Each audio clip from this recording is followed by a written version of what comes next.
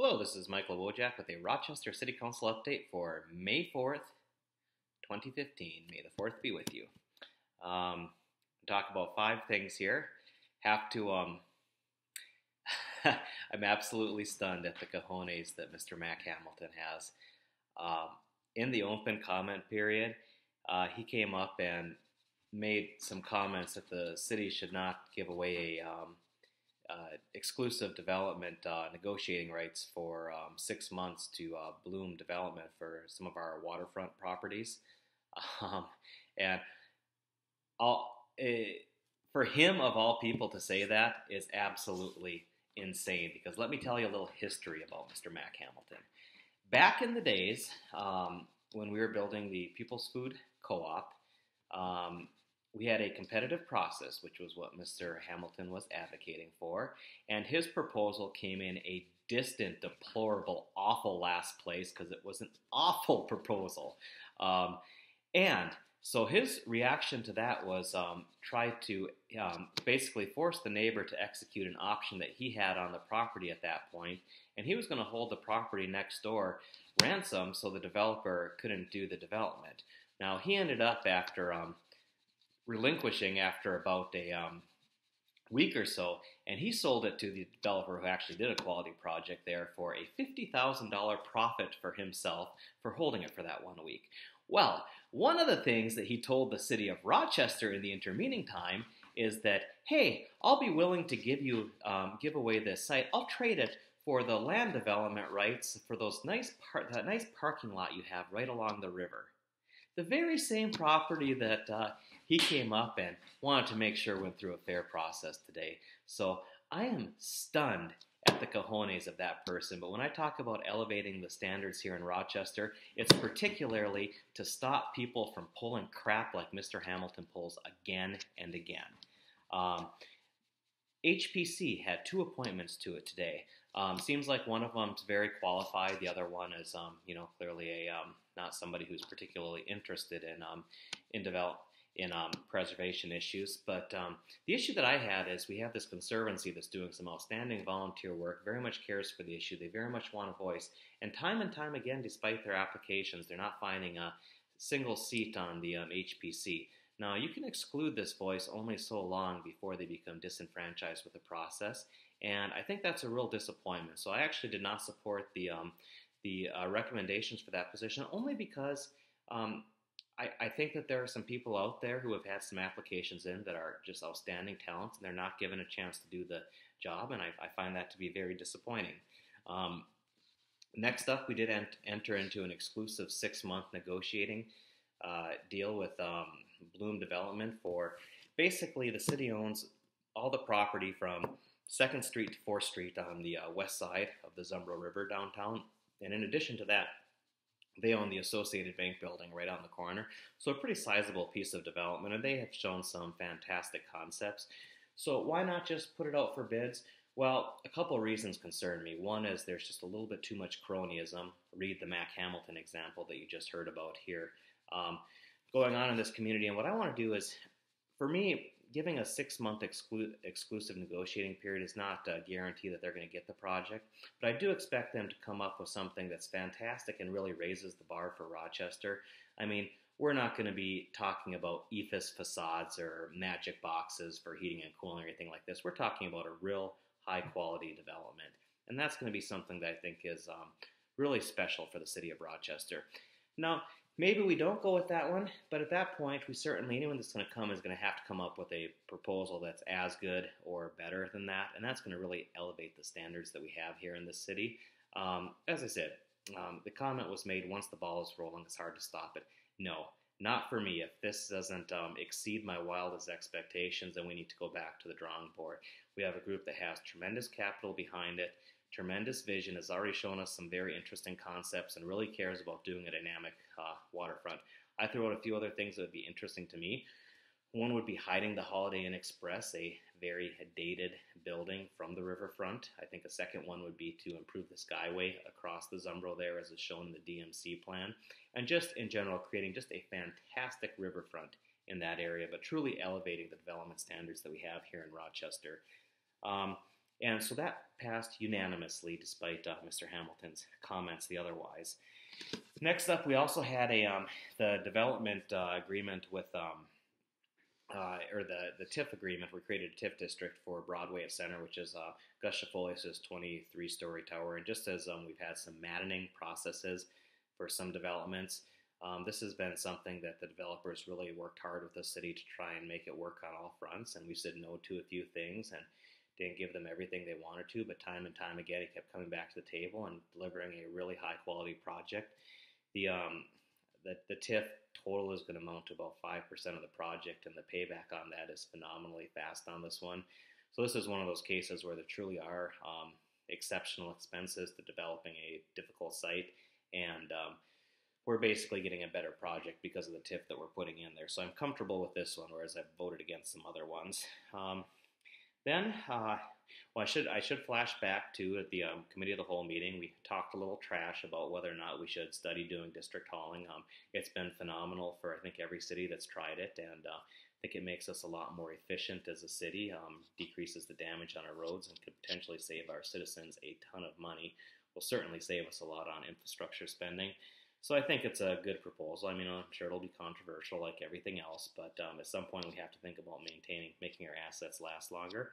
We also pretty much all agreed that growler sales Sunday, which is now allowed, we're going to move and make sure that we have Sunday growler sales available here in Rochester as soon as possible. In fact, we're going to try and update all of our liquor laws to come into compliance with what is allowed by the state of Minnesota at this point. No Sunday sales yet, but we're getting closer. And then the last up is the Oliver, a very maddening project for me, incredibly frustrating.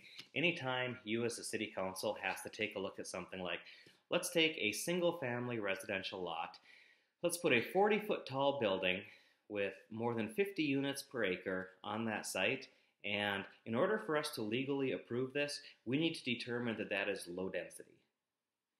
One of two things happen there.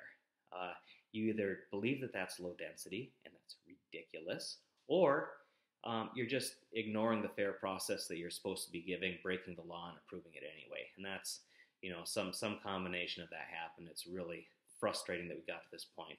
Well, what we got back was a more, the final version of that, and those variance issues had passed. And but what we had to deal with today were some of the quality metrics, and and I promised the neighborhood, we caught Mac Hamilton red-handed, not building what he promised to build at the Richard. We nailed him on it. We've caught Mac Hamilton lying to the city council. And I told the neighborhood, it's a maddening process, it's confusing, but anytime that Mac Hamilton is involved in a project, I am going to look over everything with a fine-tooth comb, and anytime I think he's trying to, rip you off or lower the standards anywhere, I'm going to do my best to protect the neighborhood. And these projects that Mac brings forward, anything that he's involved with, just get the highest level of scrutiny that it can possibly get. So I was going through all the images that he provided to all the different meetings, and I'm just seeing if he was trying to pull anything, and I found something. I did find something this time. What I found is that they significantly changed the materials that they were using for a patio area. They had showed the Planning and Zoning Commission one thing. Staff told the Planning and Zoning Commission that they were the same materials would be presented to the council, but they weren't.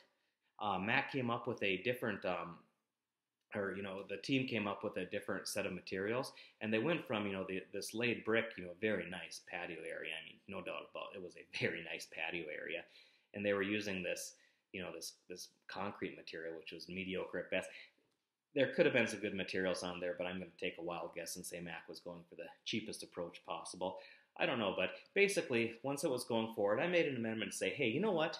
That quality of materials that you showed to the Planning and Zoning Commission, we're going to hold you to that. We're going to put a condition there that that's what you have to build.